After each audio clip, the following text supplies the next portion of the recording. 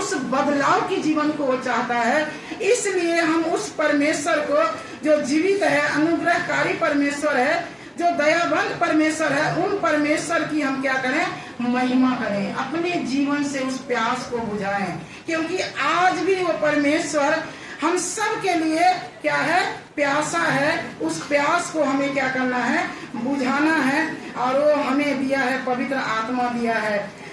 यूहन्ना रचित सुसमाचार उसका 14 अध्याय और 26 पद में वो कहता है, परंतु सहायक अर्थात पवित्र आत्मा जिसे पिता ने मेरे नाम से भेजेगा, वह तुम्हें सब बातें सिखाएगा और जो कुछ मैंने तुमसे कहा वह सब तुम्हें स्मरण कराएगा।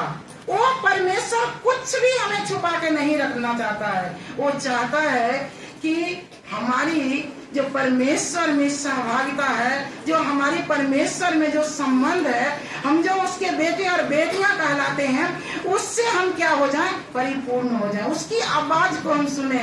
जब हम उससे प्रार्थना, सबसे अच्छा जो उससे हमें मिलने का समय होता है वो प्रार्थना होता है। जब हम उसके पास बैठते हैं, जब हम उसकी बातों को सुनते हैं और तब वो अपनी बातों को क्या करता है, प्रकट करता है। इसलिए वो हमें पवित्र आत्मा दिया है कि ताकि हम उस परमेश्वर की जो महिमा है, उस परमेश्वर जो चाहता है कि हम पवित्र आत्मा से भर जाएं। वो नहाने धोने की बात नहीं कर रहे हैं, वो अच्छे कपड़ों की बात नहीं कर रहे हैं, वो कह रहे हैं मन को। इस मन में जो असाध्य रोग लगा हुआ है, इस मन में जो हम संसार के बुराइयों को, धन के लोभ को, बहुत सारे चिंताओं को, फिकर को हम गांठ बांध बांध के कोने कोने में छुपा के रखे हैं, उसको निकाल कर फेंको और आने दो उस परमेश्वर की आत्मा को, जो आपको वो अपनी उपस्थिति में उस संबंध को, उस प्यास को समझाएगा कि वो कैसा प्यासा है। वो आज भी उस क्रूस पे से हम सब के लिए प्यासा है। क्या हम चाहते हैं कि उसको हम प्यासा ही रखें?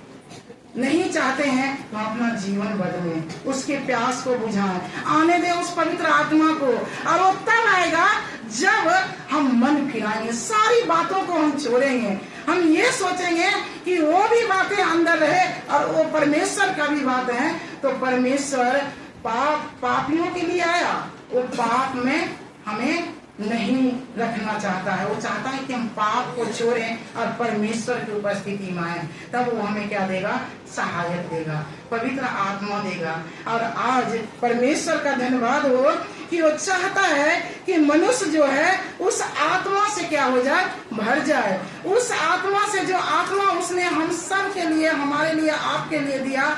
और प्रेरितों के काम में हम देखते हैं कि जब वो आत्मा आई तो लिखा है, परंतु जब पवित्र आत्मा तुम पर आएगा तुम सामर्थ पाओगे और यरूशलेम और सारे यहूदिया और सामरिया और पृथ्वी के छोर तक मेरे क्या बनोगे, गवाह बनोगे। कैसे हम उसका गवाह बनेंगे? जब तक हम उसकी उपस्थिति को अपने जीवन में न समझें। छुटकारा, चंगाई, आशीष मिलना, ये सब सेकेंडरी बातें हैं, ये ध्यान रखना। यदि आप चाहते हैं कि हमें परमेश्वर से गहरा संबंध हो तो आप मनों को क्या करिए, खाली करिए। परमेश्वर का वचन कहता है कि बालकों की तरह हो जाओ, ताकि परमेश्वर के राज्य क्या हो जाएगा, आप में प्रकट हो जाएगा। बालक का क्या आदत होता है? बालक तुरंत ही हंसता है, तुरंत ही रोता है, तुरंत ही वो एक दूसरे से उलझ जाता है, लेकिन तुरंत ही क्या हो जाता है, उसे संबंध बन जाता है। तुरंत माँ बाप लग लेते हैं, लेकिन बच्चे फिर एक साथ मिलने लगते हैं। हमें उस बालक के समान उस स्वर्ग राज को क्या करना है, ग्रहण करना है। तभी हम उसके प्यास को बुझा सकते हैं, नहीं तो हम नहीं बुझा सकते हैं। हम आशीष के लिए, चंगाई के लिए, छुटकारे के लिए हम भागते रहेंगे, जीवन भर हम भागते रहेंगे, लेकिन हम परमेश्वर की उपस्थिति को, जो संबंध वो चाहता है कि हम सब का ठीक हो जाए, और उसके लिए उसने अपने इकलौते बेटे को दे दिया है। देगा नहीं। इफिसियों की पत्री में लिखा है कि परमेश्वर पिता का धन्यवाद हो कि वो सारे स्वर्गीय आशीषों हम सब के लिए क्या किया है, दे दी है। लेके देगा नहीं। कौन सी स्वर्गीय